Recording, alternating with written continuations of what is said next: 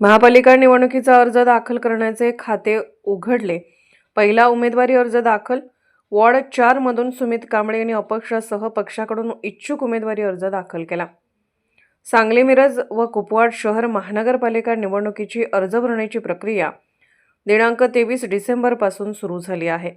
आज 5व्या दिवशी निवडणुकीचा अर्जदार दाखल करण्याच्या प्रक्रियेचे पहिले खाते उघडले असून सुमित अरुण कांबळे राहणार मिरज मालगाव रोड, बरगाले मळा, मिरज यांनी प्रभाग क्रमांक 4 सर्वसाधारण गटातून आज पहिला इच्छुक उमेदवार अर्ज वॉर्ड क्रमांक 3, 4 व 6 चे निवडणूक निर्णय अधिकारी यांच्याकडे दाखल केला आहे.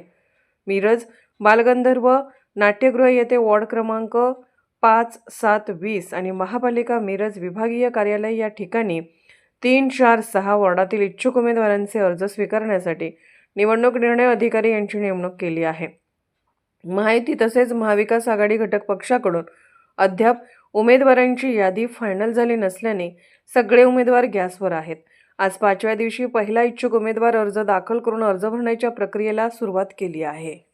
मी सुमित अरुण कांबळे प्रथमतः माझ्या आईवडिलांचा आशीर्वाद घेऊन आता घातलेला सार्वत्रिक सांगली मिरज कुपवाड महानगरपालिका 2025-26 च्या प्रभाग क्रमांक 4 मधून सर्वसाधारण गटातून उमेदवारी अर्ज आज दिनांक 27/12/2025 रोजी भरलेला आहे.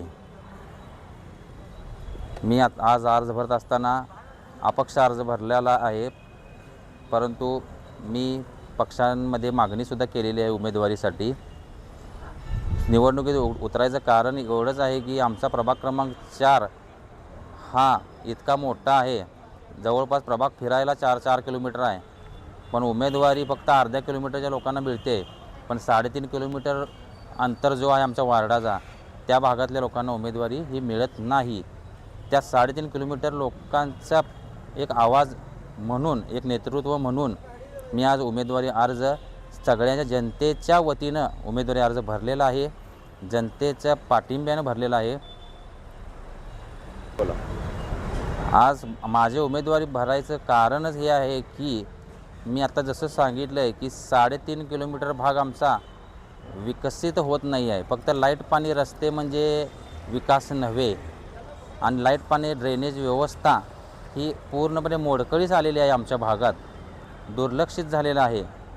फक्त काही लोकांनाच उमेदवारी मिळते, नेतृत्व मिळतं, आणि आमचं 70% जे भागातलं मतदान आहे तिथनं एखादा माणूस नेतृत्व करू शकत नाही किंवा ज्यांना संधी मिळू दिली जात नाही. त्याच्या विरुद्ध आम्ही एक लढा म्हणून, एक आवाज जनतेचा म्हणून उतरलेलो आहे, निवडणूक लढवत आहे. आता भरताना फॉर्म जरी आम्ही अपक्ष भरला असेल तरी आमची मागणी पक्षाकडे आहेच. जरी आमच्या पक्षाने आम्हाला दुर्लक्षित केलं असेल तरी आम्ही अपक्ष म्हणून ही निवडणूक सामोरं जाणार आहे, लढवणार आहे.